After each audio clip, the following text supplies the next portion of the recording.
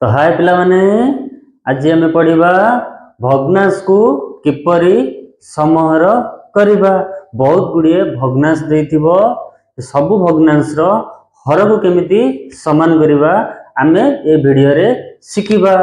चलो देखिबा पिला माने भग्नांश को किपरि समाहार करिबा।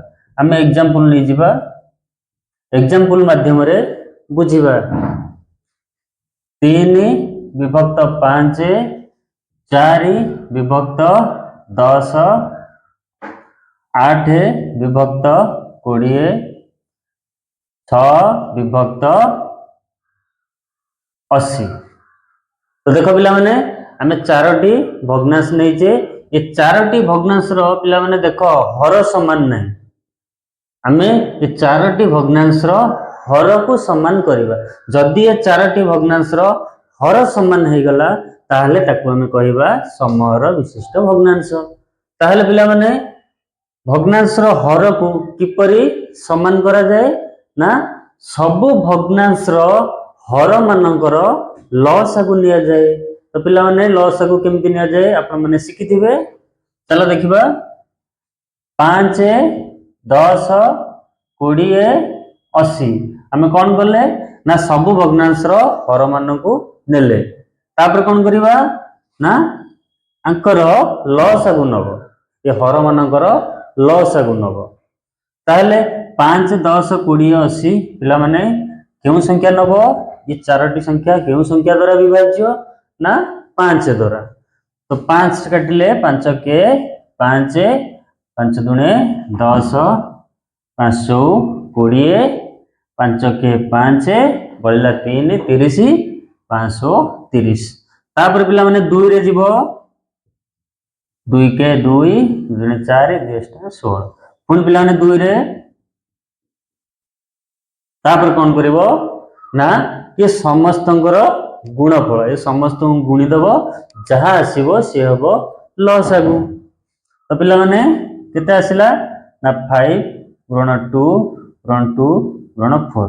1 को तो जेकोनी संख्या संगे गुणिले से संख्या 1 को गुणिबानी। ताले केते हला ना 5 दुने 10, 10 दुने 20, 20 4 80। तो पिला माने लसागु केते आसिला ना 80। तापर कोन करिवो हमें लसागु पाइ गेले 80। तापर जो भग्नांश देछि पिला माने 3 विभक्त 5 भग्नांश एमति लिखि दो तळगु तळ पिला ने लिखि दबो। तापर कोन करिवो एमती गोटे विभक्त गार दबो। ये भग्नांश जहा लिखा है ऊपर लब 3 तले हर 5 लिखिलो। तापर पिला ने गुणन चिन्ह देबो। कोन करिवो ना लसागु आसी हमर 80। एटी हमको कोन करिया पड़िवो ना हर को समान करिया पड़िवो।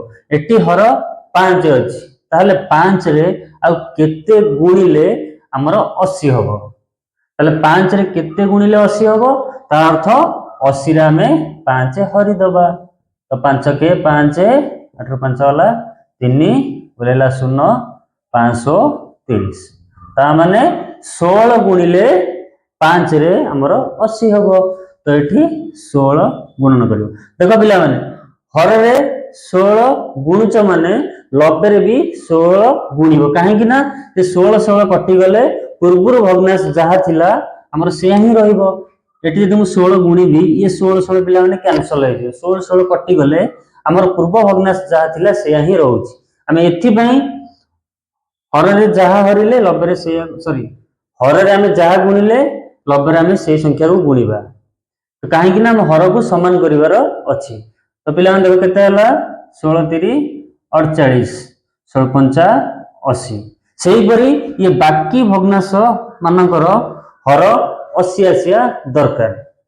देखो पिला माने विभक्त गार दबो 4 10 लिखि देलो, गुणन चिन्ह दबो। तापरे एठी लसागु 80 बाहर, एठी तमरो हर 10 अछि। 10 रे केते गुणिले तमरो हर 80 हबो। ता माने 80 रे 10 को हरि दबो। ताले केते पिला माने 8। एठी 8 गुणुच माने 90 रे भी 8 गुणिबो। ताले केते हला पिला माने 4 32 10 80। देखो हर समान आसुची, धीरे धीरे सब भग्नांश रो हर समान आसुची। सेहीपरि ये भग्नांश जहाँ लिखाई आम लिखिदबा गुणन चिन्ह दबा ये हर 20 अच्छी 20 केते गुणिले 80 हम तो 20 पिला माने 4 गुणिले 80 हम एठी भी 4 गुणिब 8 4 32 20 4 80 से देख हर 80 आसला हर सामान हो धीरे धीरे लास्ट भग्नांश हर भी से 80 आसो देख पिला माने 6 80 लिखिदेल गुणन चिन्ह देल एठी 80 अच्छी आउ केते गुणिले 80 हम 80 तो ऑलरेडी अच्छी आउ केते गुणिया पड़िबो 1 तो एठी 1 गुणिबो माने एठी ऊपर भी 1 गुणिबो तो 6 के 6 एला 80 तो देखो पिला माने सब भग्नांश रो हर समान पळे आसिला तो ये भग्नांश गुडी को कहंती समहर भग्नांश माने भग्नांश देइथिबो तार हर समान नथिबो आमे से प्रति भग्नांश रो हर को किपरि समान करिबा तो आमे जानिले जे भग्नांश गुड़िकर हर किपरि समान करा जाए तो जानि परलो पिला माने तो पिला माने दुईटी क्वेश्चन आपण मन पई दुईटी क्वेश्चन की सॉल्व करके कमेंट बॉक्स रे यार उत्तर जणैबे एबे पिला माने दुईटी क्वेश्चन आपण मन पई 2 विभक्त 7 4 विभक्त 9 6 विभक्त 11 क्वेश्चन 2 5 विभक्त 13 6 विभक्त 69 7 विभक्त 23 तो पिला माने दुईटी क्वेश्चन आपण मन पई ये क्वेश्चन रो भग्नांश रो हर भिन्न भिन्न अछि आकु समर विशिष्ट भग्नांश रे परिणत करेबो।